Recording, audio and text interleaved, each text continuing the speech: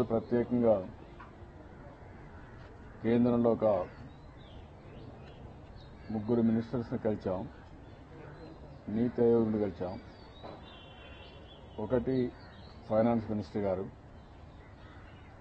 ఇటీవల special package ఇవ్వడం, ఆ స్పెషల్ ప్యాకేజ్ ప్రకారం స్పెషల్ మన స్టేటస్లో ఏదైతే వస్తుందో అవన్నీ కూడా ఒక యాక్షన్ ప్లాన్ తయారు చేసి కేబినెట్ కూడా అప్రూవ్ చేయడం, దానిపైన దీన్ని అమలు చేయాలి. ఏదైతే సెంట్రల్లీ స్పాన్సర్ స్కీమ్స్ కానీ మిగిలినటువంటి స్పెషల్ స్టేటస్లో ఏ బెనిఫిట్స్ అయితే వస్తాయో ఆ బెనిఫిట్స్ అని 5 సంవత్సరాలు స్పెషల్ ప్యాకేజ్ ద్వారా మనకి ఇస్తామని చెప్పి హామీ ఇచ్చారు. దాన్ని కేబినెట్లో కూడా పెట్టి చట్టబద్ధత కూడా ఇచ్చారు. దాన్ని ఇప్పుడు అమలు చేయాల్సిన అవసరం ఉంది. దానిపైన విధి విధానాలు తయారు చేసి ఏ విధంగా అమలు చేస్తారో చేయడం కోసం కలిశాం. ఈరోజు కేబినెట్ మీటింగ్కి వెళ్లారు. మన చీఫ్ సెక్రటరీని, ఫైనాన్స్ సెక్రటరీ ఎక్స్పెండిచర్ సెక్రటరీ కూర్చొని ఒకసారి వర్కౌట్ చేయమన్నారు. తొందరలోనే దీనికి ఒక యాక్షన్ ప్లాన్ తయారు చేస్తారు. ఇది కాకుండా డెఫిసిట్ ఫైనాన్స్ ఉంది, మనకు 16,000 అడిగాం. గవర్నమెంట్ ఆఫ్ ఇండియా దాన్ని కూడా ఫైనలైజ్ చేసి మనకు రావాల్సిన ఇప్పటికైతే 3,900 కోట్లు ఇచ్చారు. తొందరలో మిగిలిన డబ్బులు ఎంతవరకు ఇవ్వగలుగుతారో అది కూడా ఇచ్చి ముందు తీసుకుపోవాల్సిన అవసరం ఉంది. అది కూడా వర్కౌట్ చేస్తున్నాం. ఈ రెండు కాకుండా ఇప్పటికే మనకు రాజధాని డబ్బులు ఇచ్చారు, ఇంకా మిగిలిన బ్యాక్వర్డ్ ఏరియాస్కి ఇచ్చారు. ఇంకా ఫర్దర్గా ఏ విధంగా పెండింగ్ ఉండే ఇష్యూస్ అని పూర్తి చేయాలని వాటిని డిస్కస్ చేశాం. ఇంకొక పక్కన రూరల్ డెవలప్మెంట్ మినిస్టర్ని కలిసి నరేగాలో మనకు మెటీరియల్ కాంపోనెంట్ పోయిన సంవత్సరంలో ఇంకా 905 కోట్లు ఇవ్వాలి, అది రిలీజ్ చేయమన్నాం. తొందరలో రిలీజ్ చేస్తా ఉన్నారు. ఇంకొక పక్క సెక్ డేటా ఒకటి తయారు చేశారు. ఆ డేటా ప్రకారం మీరు చూస్తే ఆంధ్రప్రదేశ్లో చాలా వరకు హౌసింగ్ కానీ ఇవన్నీ కవర్ అయిపోయినట్టు పెట్టారు. ఈరోజు మేము దానికి అబ్జెక్షన్ తెలియజేసిన తర్వాత వారు చెప్పింది పంచాయతీలో పెట్టి మళ్ళా ఒకసారి సర్వే చేయండి, దాన్ని జిల్లా పరిషత్తులో అప్రూవల్ చేయించండి, మీరు ఇవన్నీ పంపిస్తే మేము కేబినెట్లో పెట్టి ప్రాసెస్ చేస్తామని చెప్పారు. దాన్ని కూడా వర్కౌట్ చేయమన్నాం. ఇంకొక పక్కన కోర్ కనెక్టివిటీ, ఏది రూరల్ కనెక్టివిటీ కింద చాలా వరకు మన రాష్ట్రంలో సరిగ్గా కూడా పెట్టలేదు. నేను వారిని అడిగింది గూగుల్ మ్యాప్లో ఉన్నాయి, మీ దగ్గర డేటా ఉంది, ఆ డేటాను చూసుకొని అన్ని రాష్ట్రాల్లో ఎలిజిబిలిటీ ప్రకారం డబ్బులు ఇవ్వండి తప్ప ఏదో ఆ డేటా ఉంది కాబట్టి ఆ డేటా ఆధారంగా చేసుకుంటే చాలా నష్టం వస్తుందని చెప్పాం. వారు కూడా ఎగ్జామిన్ చేస్తా ఉన్నారు. దానిపైన కూడా మేము కూడా సాక్ష్యాధారాలతో GIS కానీ GPS కానీ ఇవి కూడా తయారు చేసి తొందరగా పంపించాలనుకుంటున్నాం. ఇప్పటికి ఈ సంవత్సరం మనం నరేగాలో చాలా బాగా పనులు చేశాం. చాలా పెద్ద ఎత్తున నెంబర్ 1 కానీ నెంబర్ 2 కానీ వచ్చాం. 3,70,000 ఫామ్ పాండ్స్ మనం పూర్తి చేసి దేశానికి నెంబర్ 1 ప్లేస్ వచ్చింది. ఈరోజు కన్వర్జెన్స్లో పెద్ద ఎత్తున పనులు చేశాం. 10,000 కిలోమీటర్లు సిమెంట్ రోడ్లు వేసాం. ఇంకొక పక్కన వర్మీ కాంపోస్ట్ కూడా పెద్ద ఎత్తున పూర్తి చేసే కార్యక్రమానికి శ్రీకారం చుట్టాం. ఇది కాకుండా ఫారెస్ట్ మినిస్టర్ కలిసి ఎన్విరాన్మెంట్ మినిస్టర్ కలిసాం. రాజధానికి మనకు ల్యాండ్ ఇవ్వాల్సిన అవసరం ఉంది. ఆ ల్యాండ్ ఇప్పటికి కూడా ఇంకా పూర్తి కాలేదు, చాలా ప్రాసెస్ చేశాం. ఇంతవరకే జవదేకర్ ఉన్నప్పుడు చాలా ప్రాసెస్ అయి ఒక స్టేజ్కి వచ్చింది. మళ్లీ కొన్ని కొరివేసేస్తే ఆ సమాచారం అంతా పంపించాం. దాన్ని కూడా తొందరగా పూర్తి చేయమని చెప్పి వారిని కలిసాం. రెండోది శాండిల్వుడ్ పెద్ద స్మగ్లింగ్ తయారైపోయింది, దానికి కూడా పర్మిషన్స్ ఇవ్వాలి. ఏదైతే ఇప్పుడు స్మగుల్లో మనం సీజ్ చేసిన గూడ్స్ని అమ్ముకోవడానికి ఒకటి, రెండోది ఒక రెగ్యులర్గా హార్వెస్టింగ్ ప్లాన్. ప్రతి సంవత్సరం ఇన్ని చెట్లు మనం కొట్టి దాన్ని అమ్మితే ఈ యొక్క స్మగ్లింగ్ తగ్గిపోతుంది.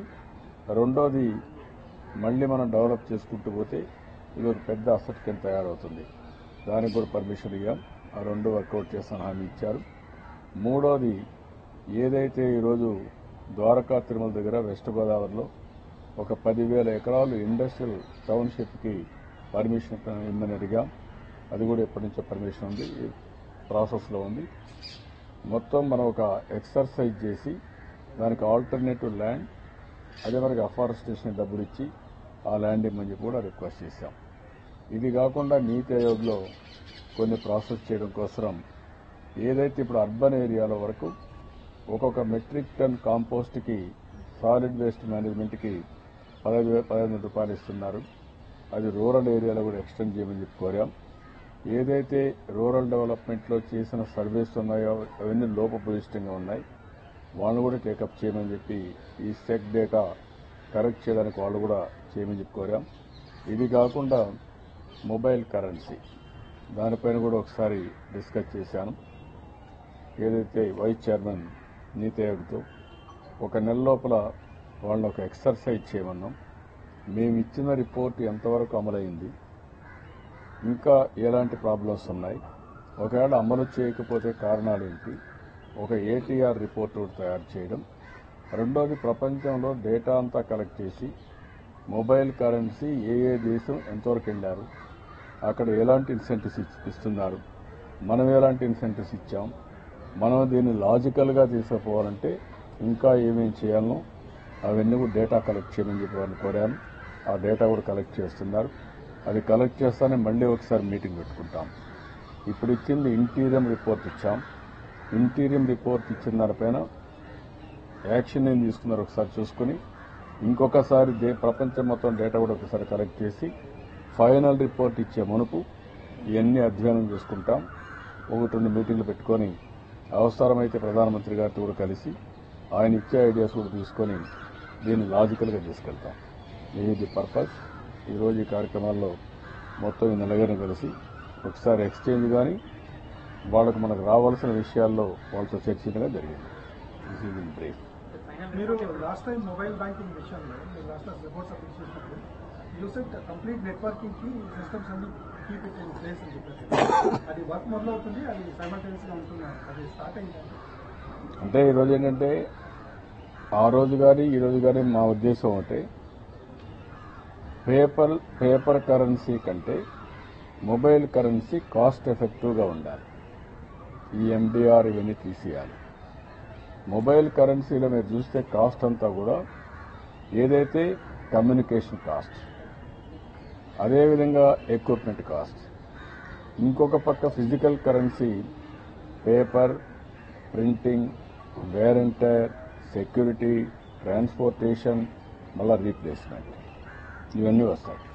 కాబట్టి మేము దీనిపైన మేము చెప్పింది ఏంటంటే మొబైల్ కరెన్సీ కంటే కూడా ప్రింటింగ్ మన ఫిజికల్ కరెన్సీకి ఎక్కువ డబ్బులు ఖర్చు పెడుతున్నాం. ఆల్వేస్ మొబైల్ కరెన్సీ కాస్ట్ ఎఫెక్టివ్గా ఉంటే అందరూ కూడా దానికి వెళ్తారు. అది లేకుండా వాళ్ళ మీద పెనాల్టీలు కానీ ఛార్జెస్ పెడితే ఎవరు రారని చెప్పాం. అది ఇంకా పూర్తిగా అమలైనట్లేదు. అటు ఆర్బీఐ కానీ ఎన్పిసిఐ కానీ ఇలాంటి ఆర్గనైజేషన్స్ అన్నీ ఉన్నాయి. మళ్లీ వీళ్ళందరితో చర్చించాల్సిన అవసరం. ఒకటే కాదు, మిర్చే కాకుండా అన్ని పంటలు కూడా ధరలు తగ్గిపోయినప్పుడు ప్రభుత్వం ఇంటర్వ్యూన్ అవుతున్నాం. ఇంతకుముందు చాలా విషయాలు ఇంటర్వ్యూన్ అయ్యాం. ఒకటి, ప్యాడీ ఎక్కడికక్కడ రెగ్యులర్గా ప్రొక్యూర్ చేస్తున్నాం. కాంగ్రెస్ ప్రభుత్వ హయాంలో శనగలు కూడా కొనకపోతే కోల్డ్ స్టోరేజ్లో ఉంటే అవన్నీ కొని డిస్పోజ్ చేశాం. అదే మాదిరిగా చాలాసార్లు మీరు చూస్తే ఉల్లిపాయలు కానీ లేకపోతే కందిపప్పు కానీ, ఇటీవల కాలంలో మీరు చూసే పసుపు కానీ, అదే మరి మిరప కానీ, ఇవన్నీ కూడా ఎక్కడైతే రేట్లు పడిపోతున్నాయో దానిపైన మార్కెట్ ఇంటర్వెన్షన్ కానీ గవర్నమెంట్ ప్రొక్యూర్ చేయడం కానీ చేశాం. పామాయిల్లో కూడా, టొబాకోలో కూడా పెద్ద ఎత్తున చేయడం జరిగింది. ఈరోజు మిరప ఉంది, రేట్లు బాగా తగ్గిపోయే పరిస్థితి వచ్చింది. అందుకని రైతుకు గిట్టుబాటు కావాలి. 8,000 రూపాయలు ధర నిర్ణయించుకుని 8,000 రూపాయల కంటే తగ్గిపోతే ఒక్కొక్క క్వింటాల్కి 1,500 రూపాయలు చొప్పున. ఈరోజు 8,000 రూపాయలు ఉంది, 6,500 ఉంది, దానికి 1,500 రూపాయలు ఇస్తాం. ఒకవేళ 5,000 వచ్చినా 1,500 రూపాయలు ఇస్తాం.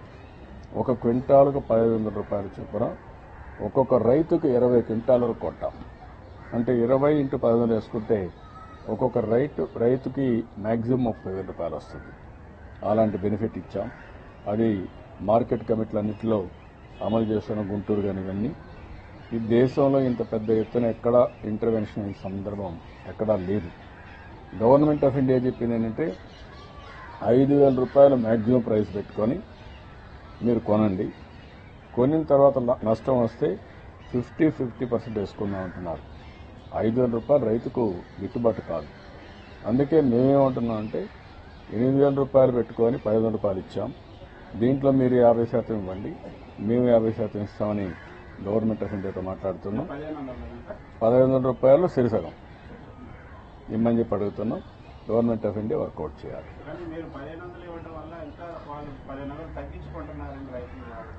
అంటే ఇప్పుడు మనం వాళ్ళు అమ్మాలన్న అవసరం లేదు. మనం ఇచ్చేది మర్చెంట్కి ఇవ్వడం లేదు, రైతుకే ఇస్తాం. రైతు ఎంత కమ్ముకున్నా 1,500 రూపాయలు రైతుకి ఇస్తున్నాం తప్ప, రైతు అకౌంట్కి ఇస్తున్నాం తప్ప మర్చెంట్కి ఎక్కడ ఇవ్వడం లేదు. ఆయనకి ఏమైనా ఉందా, ఏమైనా అవగాహన ఉందా? వ్యవసాయం తెలుసా ఆయనకు? ఏం మాట్లాడుతున్నాడు కూడా తెలియని వ్యక్తి అతను. వ్యవసాయం అంటే తెలియని వ్యక్తి ఏదో మాట్లాడుతూ ఉంటాడు. అంతేగాని ఒక పద్ధతి ప్రొసీజర్ కానీ కాకి లెక్కలు చెప్పి ఏదో కబుర్లు చెప్పాలని ప్రయత్నం చేస్తున్నాడు తప్ప, ఈ సంవత్సరం వర్షం పడలేదు. వర్షం పడినప్పుడు కొద్దిగా ఎక్స్టెంట్ తగ్గింది. అయినా కూడా దేశంలో ఎక్కడా లేని 14% గ్రోత్ రేట్ వచ్చింది. 28.4% వర్షపాతం తక్కువ ఉండి 14% వ్యవసాయం గ్రోత్ రేట్ వచ్చింది. That is the achievement. దానికి అనేక విధాలుగా వాటర్ మేనేజ్మెంట్ చేశాం, మార్కెట్ ఇంటర్వెన్షన్స్. మొత్తం మీరు ఒకసారి చూస్తే వ్యవసాయాన్ని పూర్తిగా భ్రష్టు పట్టించారు. ఆదర్శ రైతులు మొదలుకొని తుఫాన్లు వచ్చినా కరువు వచ్చినా పట్టించుకున్న పాపాన పోలేదు. ఎక్స్టెన్షన్ అయితే అస్తవ్యస్తంగా తయారైపోయింది. కనీసం యూరియా కావాలంటే పోలీస్ స్టేషన్లో లాఠీ చార్జీ చేశారు. పోలీస్ స్టేషన్లో పెట్టి అమ్మే పరిస్థితికి వచ్చారు. యూరియా దొరకలేదు, విత్తనాలు దొరకలేదు. ఇంకొక పక్కన చూస్తే నాసిరకం క్రిమిసంహారక మందులు అన్నీ కూడా ఇష్టానుసారంగా చేసి రైతులు పెద్ద ఎత్తున అప్పులు ఊబిలో చిక్కుపోయే పరిస్థితి వచ్చింది. ఈరోజు అలాంటి పరిస్థితి ఎక్కడా లేదు. సిస్టమేటిక్గా చేస్తున్నాం. సాయిల్ టెస్టింగ్ కానీ, మైక్రో న్యూట్రియంట్స్ కానీ, ఎరువులు ఎక్కడా ఇబ్బంది లేకుండా చేయడం కానీ, విత్తనాల సమస్య లేకుండా చేయడం కానీ, ఎక్స్టెన్షన్ ఆఫీసర్స్ 4,000 మందిని పెట్టాం. అదే మాదిరిగా పొలం పిలుస్తుంది ఇలాంటి కార్యక్రమాలు పెట్టాం. హైయెస్ట్ ప్రొడక్టివిటీ వస్తూ ఉంది. ఈ సంవత్సరం ధాన్యం అయితే ఈస్ట్ గోదావరి, వెస్ట్ గోదావరి, ప్రకాశం, గుంటూరులో అయితే హైయెస్ట్ రికార్డు స్థాయిలో ప్రొడక్షన్ వచ్చింది, ప్రొడక్టివిటీ వచ్చింది. అలాంటప్పుడు అప్పుడప్పుడు వ్యవసాయంలో దేశమంతా ఉంటాయి, మన రాష్ట్రంలో ఉంటాయి, కొన్ని ఒడుగుదుడుకులు ఉన్నాయి. దానిపైనే మార్కెట్ ఇంటర్వెన్షన్ ఎప్పుడూ చేయని విధంగా మార్కెట్ ఇంటర్వెన్షన్ చేస్తున్నాం. ఇన్పుట్ సబ్సిడీ ఇస్తున్నాం. అదే మరి 24,000 కోట్ల రూపాయలు రుణ విముక్తి చేసిన ఏకైక ప్రభుత్వం భారతదేశంలో తెలుగుదేశం ప్రభుత్వం. ఎక్కడిచ్చారు చెప్పండి? ఈవెన్ యూపీలో కూడా ఇచ్చింది. సన్నకారు చిన్నకారు రైతులకి ₹1,00,000 ఇచ్చాం. ఆంధ్రప్రదేశ్ 1,50,000 ఇచ్చాం. సన్నకారు చిన్నకారుని డిస్క్రిమినేషన్ పెట్టలేదు. 50,000 ఒకేసారి ఇచ్చాం. సింగిల్ సెటిల్మెంట్లో 50,000 ఇచ్చాం. 1,50,000 గరిష్ట పరిమితి పెట్టుకున్నాం. అందరికీ ఆల్ ఫార్మర్స్కి ఇచ్చాం. దేశంలో ఎక్కడా ఇవ్వని విధంగా మనం ఇస్తే దాన్ని కూడా వక్రీకరించి మాట్లాడడం చాలా దురదృష్టకరం. ఇది కరెక్ట్ కాదు.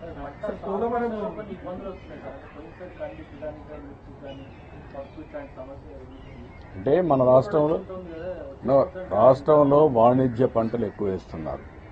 నేను కూడా వాణిజ్య పంటలను ఎక్కువ ప్రమోట్ చేస్తున్నాం, ఎక్కువ ఆదాయం వస్తుందని. ఒక్కొక్కసారి వాణిజ్య పంటలు వేసినప్పుడు ఆదాయం ఎక్కువ వచ్చినప్పుడు ఒకసారి క్రైసిస్ కూడా వస్తుంది. వచ్చినప్పుడు రెండు కూడా పోయిన సంవత్సరం 14,000 రూపాయలు మిరప అమ్మింది.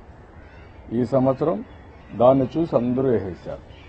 అది 5,000, 6,000 పడిపోయింది.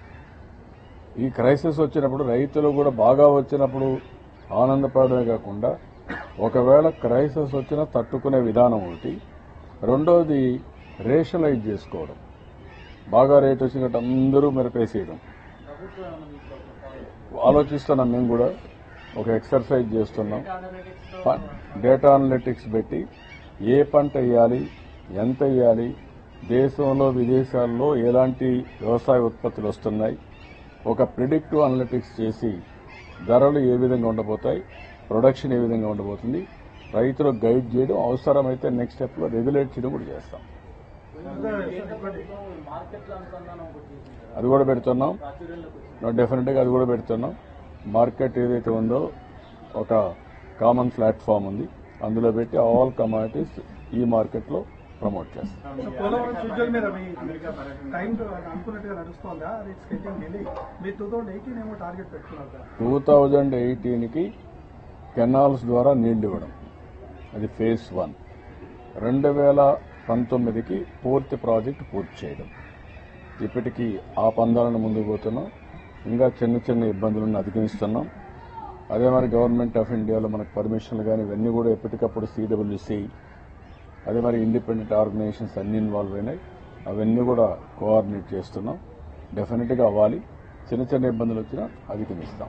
అక్కడ ఉండే కాంట్రాక్టర్స్ కానీ, అక్కడ కేంద్ర రాష్ట్ర ప్రభుత్వంలో ఉండే ఏజెన్సీస్ కానీ, ఇండిపెండెంట్ అటానమస్ బాడీస్ కానీ, కొన్ని IITs డిజైన్స్ ఇవ్వాలి. అవన్నీ కూడా తెప్పించాలి. ఇప్పుడు ఆల్మోస్ట్ ఆల్ ప్రాజెక్ట్ అయితే కంట్రోల్లో ఉంది. ఇంకా పర్ఫెక్ట్గా చేయాల్సిన అవసరం. ఇంకా అంటే అసెంబ్లీ ఇది పెట్టారు శ్రీ సిటీ దగ్గర. ఓకే, వాళ్ళు పెడతారని మీకు చెప్పారు కదా. ఇప్పుడు ఎందుకంటే ప్రాజెక్టులన్నీ కూడా ముందుగా జరగక మునిపే మనం కానీ డిబేట్ చేయడం కరెక్ట్ కాదు. కొన్ని వాళ్ళకు కొన్ని ఇబ్బందులు ఉంటాయి. కియా మోటార్స్ ఉంది, మేము ముందు డిస్కస్ చేయలేదు.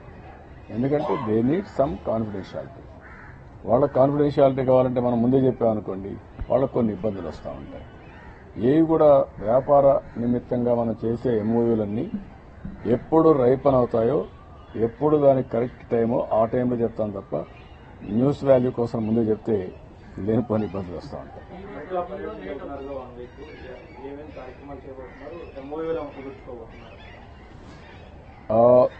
అమెరికా పర్యటనలో నేను ఒక 300 మంది CEOలను కలుస్తున్నాను. ఇండివిజువల్గా కూడా 1-to-1 CEOలు చాలా మంది కలుస్తున్నాం. ఫిన్టెక్ కానీ, సైబర్ సెక్యూరిటీ కానీ, స్టార్టింగ్ విత్ గూగుల్, లేకపోతే మీరు చాలా కంపెనీస్ ఏ కంపెనీస్ ఉన్నాయో వీళ్ళందరినీ కలుస్తున్నాం. అదే మరిగా అయోవా యూనివర్సిటీతో, అగ్రికల్చర్ యూనివర్సిటీతో ఒక ఒప్పందం చేసుకుంటున్నాం.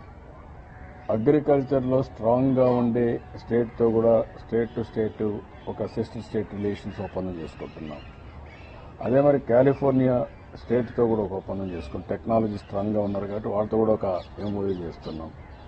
ఇలాంటివి ఏవైతే ఉన్నాయో ఇవన్నీ చేసి తెలుగు వాళ్ళు కూడా స్ట్రాంగ్గా ఉన్నారు కాబట్టి వాళ్ళ మీటింగ్ కూడా పెట్టుకుంటున్నాం. లాస్ట్ టైం అయితే నేను CM అవుతానే 15 రోజులు అమెరికాకి వెళ్ళి మొత్తం తిరిగి IT కంపెనీస్ అన్ని హైదరాబాద్ తీసుకొచ్చాం. ఈసారి ఆఫ్టర్ 3 years వెళ్తున్నాను. ఎందుకంటే అక్కడ అన్ని దేశాలు చూసాం కానీ అమెరికాలో కూడా ఒక నెట్వర్క్ చేయాలి, టెక్నాలజీ కంపెనీస్తో అనుసంధానం చేసుకోవాలి, ఇంకా అక్కడుండే బెస్ట్ ప్రాక్టీసెస్ అవన్నీ కూడా మన రాష్ట్రానికి తీసుకురావాలి. ఆ ఎక్సర్సైజ్కి వెళ్తుంది. అదే మరికి ఇన్సిడెంట్లుగా వాళ్ళు ఒక అవార్డు ఇస్తున్నారు, మోస్ట్ ట్రాన్స్ఫార్మింగ్ చీఫ్ మినిస్టర్ అని. That is only incidental. Andhra Pradesh